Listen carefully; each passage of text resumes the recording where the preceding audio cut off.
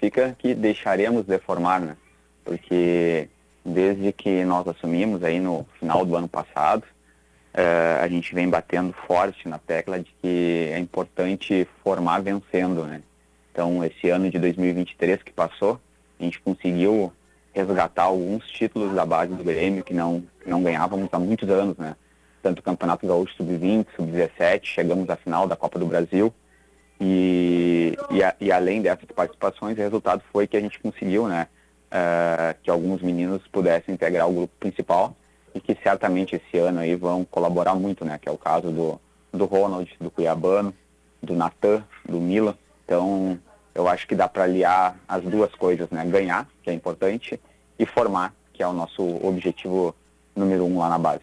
Diego, tu tens ideia, ou se sabes exatamente, ou mais ou menos por alto, quantos olheiros, observadores, profissionais do Grêmio estarão observando os demais jogos da competição? Sempre surge alguma coisa boa, né?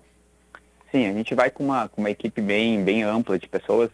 Todos os nossos observadores nessa época do ano, eles ficam voltados, né, para a Copinha, além de parceiros, né, que a gente sempre tem também, que nos auxiliam, né, nessa busca.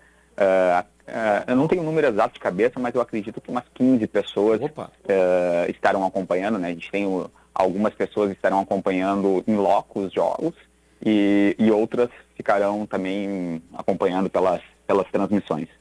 E antes do Felipe Machado também começar a participar conosco e te questionar, tá, e o Grêmio tem bala na agulha? Mesma pergunta também que eu fiz em relação ao Internacional. O Grêmio teria disponibilidade financeira diante da dificuldade do momento em investir mais no futebol profissional? O Grêmio tem dinheiro para bancar a vinda de jogadores?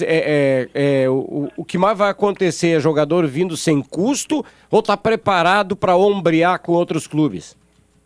Não, a gente tem, vamos dizer assim, como regra, né? A gente não compra jogadores na base, né? A gente trabalha com parcerias, né? Com outros clubes e até mesmo com alguns empresários que já se dispuseram a fazer parceria com o Grêmio.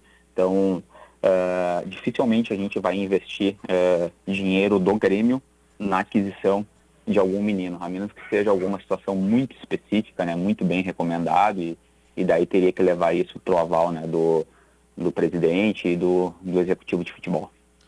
Diego, bom dia, prazer conversar contigo. Sei que tá uma nova gestão na categoria de base, né? Tu chegou, não faz muito tempo, né? Fez o trabalho em 2023, tudo, citou os nomes de Josué, de Araújo, o próprio Wesley, lateral esquerdo, que tiveram oportunidade no time principal do Grêmio, Ronald, o Mila, que foi importante, até tá machucado, né? Uma pena, poderia estar disputando essa Copa São Paulo Sub-20.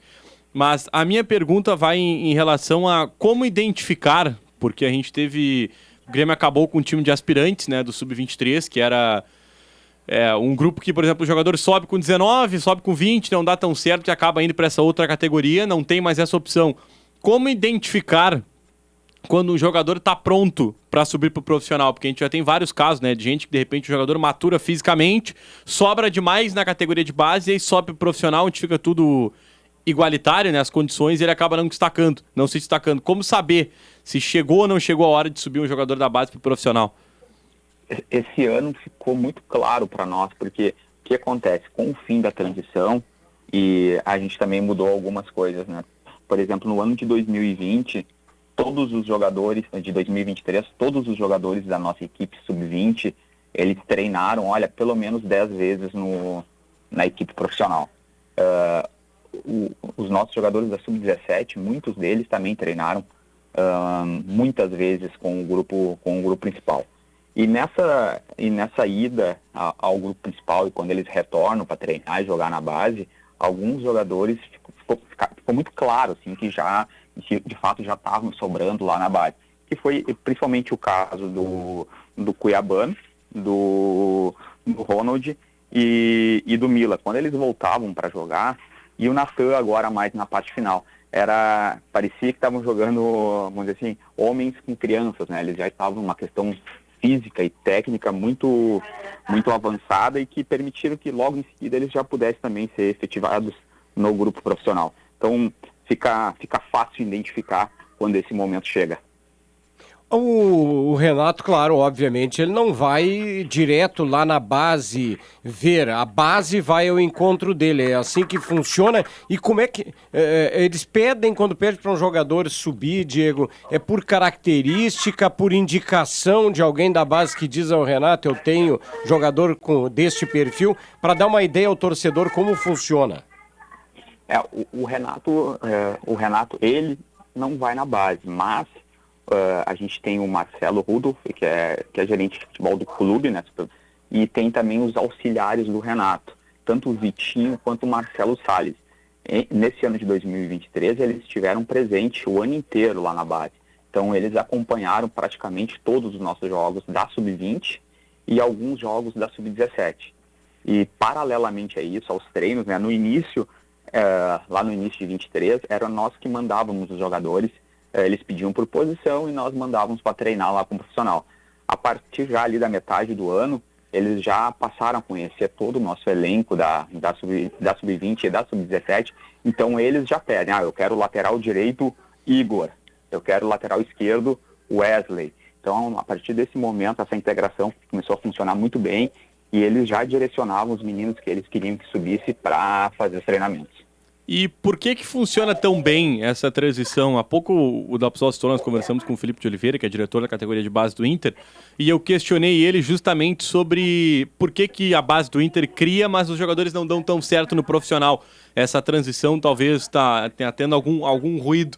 Já no Grêmio é o contrário, né? E o time não vem no momento tão bem. Claro que foi vice-campeão brasileiro, mas quero dizer que no ano passado, ano retrasado, na verdade, 2022, disputou a Série B do Campeonato Brasileiro, então era um momento de instabilidade. 2023 volta, mas em vários momentos de pressão, oscilou durante a temporada. E mesmo assim, a transição de jogadores da base para o profissional foi bem feita e muitos deles, na verdade, renderam no profissional. Os casos que tu citou, Nathan Fernandes foi importante na reta final, o Ronald marcou gol da vitória contra o Atlético Mineiro, o Wesley Costa, apesar da falha, foi titular contra o São Paulo lá no Morumbi. Por que tem funcionado tão bem? É por causa dessa relação comissão técnica do profissional com a base, de irem assistir os jogos? Por que dá tão certo? Uma das poucas mudanças que a gente fez lá, logo que entramos, ainda lá no final foi o final da copinha do ano passado. A gente fez a troca da coordenação técnica e metodológica lá da base. A gente contratou o Círio Quadros. O Círio Quadros já tinha trabalhado no Grêmio, né, como treinador e também como jogador. Ele chegou a jogar com o Renato.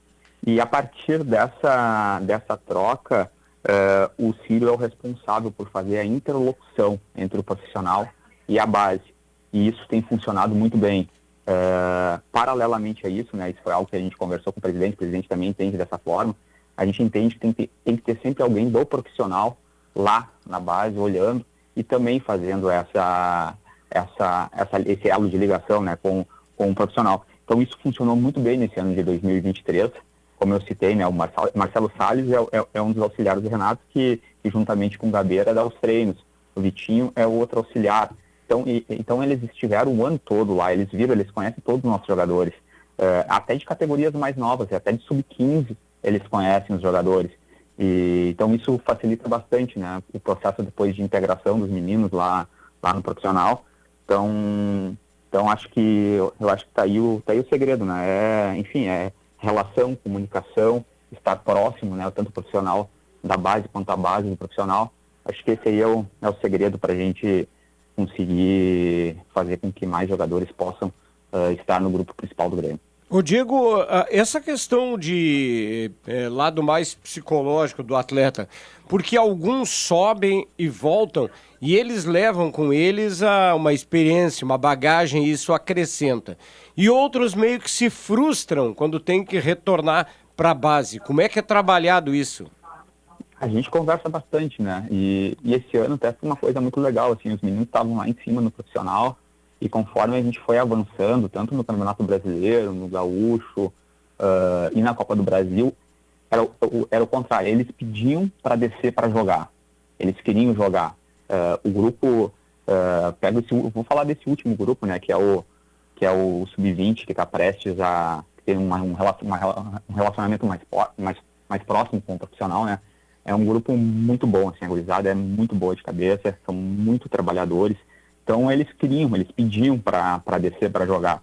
Então, acho que esse ano a gente não teve esse problema, mas a gente conversa muito com eles, né? Porque quando eles chegam, entram num vestiário do profissional, vão fazer um jogo, citasse o Wesley, não lembro se foi, mas digamos que tenha sido, vão viajar de fretado, hotel 5 estrelas, enquanto nós na base ali é tudo um perrengue, né? Não é nada, às vezes é viagem de ônibus, às vezes a gente foi viajar para o Nordeste, a gente ficou quase 24 horas viajando, a gente foi para o Norte lá para jogar a Copa do Brasil, deu problema na conexão, os guris passaram 30 horas viajando.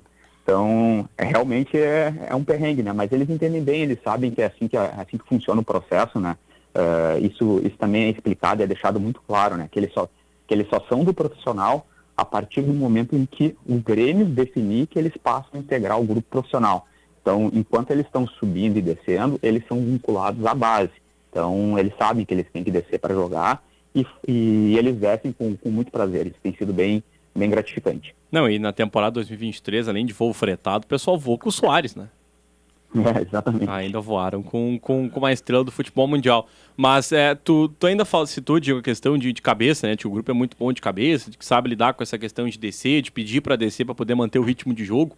Não só o sub-20, né? O Jonathan Robert, por exemplo, foi um que pediu para jogar a Copa da Federação. O Kaique, o goleiro pediu, desceu, jogou alguns jogos conosco. Ele queria jogar, né? Precisava jogar para se manter em ritmo, né?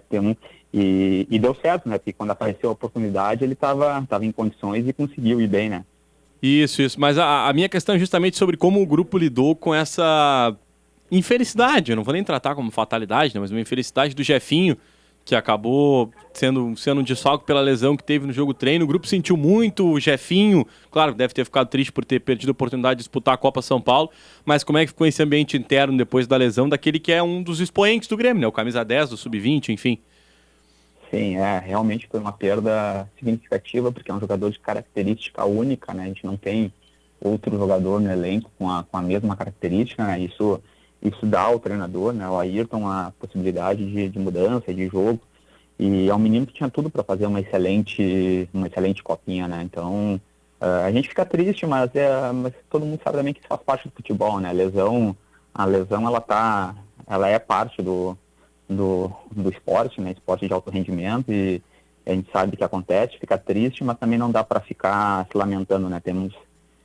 Tem outros meninos ali com a oportunidade e eles sentem pelo colega, pelo amigo, né? Mas também não tem muito o que fazer, né? Tem que ir para frente e representar bem o Grêmio. Diego Martinoni, o dirigente da base do Grêmio, a curiosidade que se tem, hoje em dia está cada vez mais os clubes brasileiros, eles estão contratando estrangeiros, né? Argentinos, uruguaios, paraguaios. A base consegue fazer isso? É mais difícil para a base encontrar jovens jogadores nesse tipo de mercado? É muito difícil, porque tem a questão da idade, né? Eles só podem vir depois dos 18 anos, né? Então, fica bem difícil, bem complicado trabalhar na base com estrangeiro, né? Na Argentina é um pouco mais difícil ainda, porque eles têm uma legislação lá diferente, né? Que protege muito o clube. Então é bem difícil mesmo. Já que você fala que protegem as leis lá, protegem os clubes, isso falta nas leis brasileiras? Não sei se falta, né? Mas é uma... vamos dizer o seguinte, que eles têm um modelo muito parecido como era no Brasil antes da Lei Pelé, né? Uhum. O passe pertencia ao clube, né? Então, mas hoje a gente está bem, vamos dizer assim, os clubes, né, estão bem... Não se tem mais aquela carnificina, né, de um clube tirar jogador do outro. Pelo menos eu não passei isso esse ano lá na base do Grêmio. Os clubes se respeitam, né, então não vejo esse problema. O problema é só que tu não consegue tirar por exemplo, um jogador da Argentina, nem somente ou só pagando uma fortuna, né. Eles não conseguem ficar livres no mercado, que nem é mais comum aqui, né. Então é bem difícil. E a questão da idade mesmo, né, os 18 anos, né, então... Isso, 18 anos aqui, a gente já tá praticamente no nosso último ano, né? Tu pega a nossa equipe que vai para a Copinha esse ano, e que vai jogar toda a nossa sub-20, a base, a grande maioria é 2005, 18 anos, né? Então, já estão em processo final de formação, então é mais comum esses jogadores virem já diretamente para o profissional e não para a base. E justamente sobre pagar para contratar, né? Citou os argentinos, tu disse na primeira resposta que a ideia, o projeto da base, o trabalho é de não pagar para fazer contratações para a categoria. O quão difícil é convencer desta maneira, sem pagar um menino que se destaque, por exemplo, no Sub-20, na Copa São Paulo Sub-20, que vai ter Palmeiras, Flamengo, o Santos, que é uma base muito forte, vários outros clubes interessados, o próprio Inter aqui no Rio Grande do Sul. Como convencer um jogador a vir para cá, já que a política do Grêmio é de não pagar para contratar? Eu acho que a gente tem bons argumentos aí para trabalhar, né? Tu pega, o Grêmio está entre os 30 maiores clubes formadores do mundo. O Grêmio, juntamente com o Fluminense, nesse ano passado, ele foi o time do Brasil que mais jogadores disputaram a Série A, né? 66 jogadores formados no Grêmio disputaram a Série A do Campeonato Brasileiro. O Grêmio ele tem um percentual de aproveitamento aí de pelo menos 40% dos atletas da base no grupo principal. Então, o Grêmio é um clube reconhecidamente formador, né? Tem expertise. E é isso que a gente passa, né, para os atletas, para as famílias, para os empresários, que a chance de ele se tornar um profissional, seja para jogar no Grêmio, ou seja para jogar num outro clube do Brasil, ou até mesmo no exterior, aqui conosco ela é muito maior que em vários outros clubes do Brasil.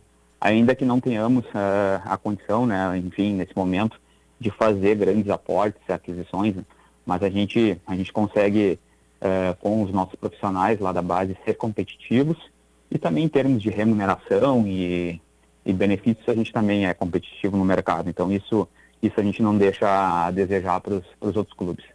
Diego Martinoni, muito obrigado pela participação aí, esclarecedora. Essas pinceladas que muitas das vezes, na maioria esmagadora das vezes, nós não sabemos e o torcedor menos ainda dos processos, das linhas de trabalho, tanto no Grêmio quanto no Internacional. Sucesso pro amigo aí ao longo do ano com a base do Grêmio. Muito obrigado, um abraço a todos e um bom dia. Bom dia. Muito bem, aí a participação